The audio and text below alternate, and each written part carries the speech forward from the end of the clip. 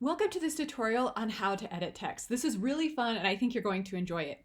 So you can see the text up here and over here. So this bar up here will be your best friend when it comes to editing text. So you can come up here and pick which text you want to use. Now you can change your text however you want, and you can see in real time that it loads. Up here you'll pick your size. So we can go bigger here. Now as you can see here, the text is staying within the bounds of this box. If I want to make this box wider, I can pull out on these two little side tabs right here, and then that will change how my text looks within the box because I'm changing the parameters of this text box, either making it bigger or smaller. So go ahead and play around with that if you want. It's pretty fun.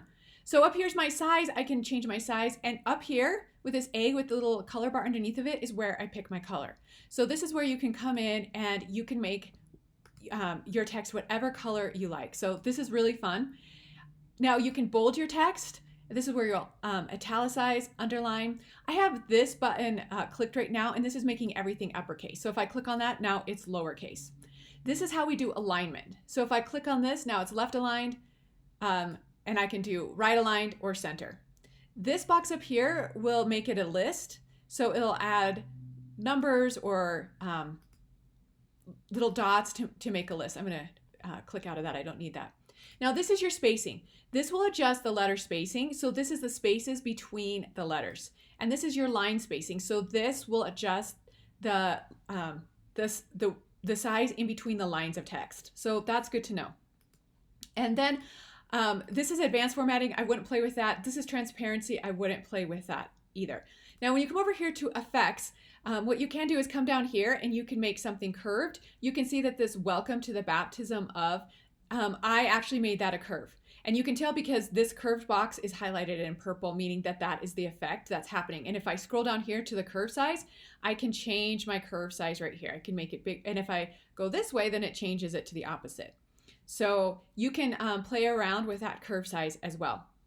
And then of course you have animate. If you want to animate text for like GIFs or things like that, that's what that is there for. Okay, now we come over here to the position bar. And this is really important when you're trying to align your text.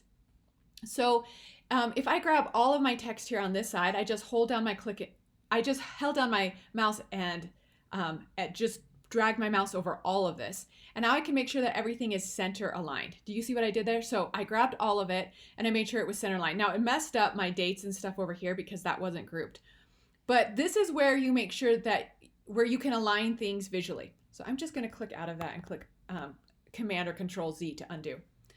And then so arrange is your friend when you're trying to make sure that things are arranged spatially. But layers is important too, because layers this will allow you to see where everything is in your layers. So if you're having a hard time grabbing something, that you can come in here to layers and then bring it to the top layer. If you ever have a hard time adjusting anything in Canva, you probably just need it to bring it all the way to the top of the layers. So I'll click on, so this, I can see this is the layer of Jesus and it's outlined in purple here. I'll click on this layer, hold and drag with my mouse, and then that will bring it to the top of the layers. So that's important to know if you're having a hard time changing something. Now, down here, I have a lot of text happening. And so how I've arranged this is I've arranged this into two blocks. So let's say that you want to change a name here and you want to make it bigger. I want to fill this whole space here. So I'll just keep doing this. Well, then you can see that it's messing up the alignment on this side here. So what you would need to do is just come in here and add a couple spaces so that everything is aligned. So there you go. This is really fun. I hope you have fun with it, and let me know if you have any questions.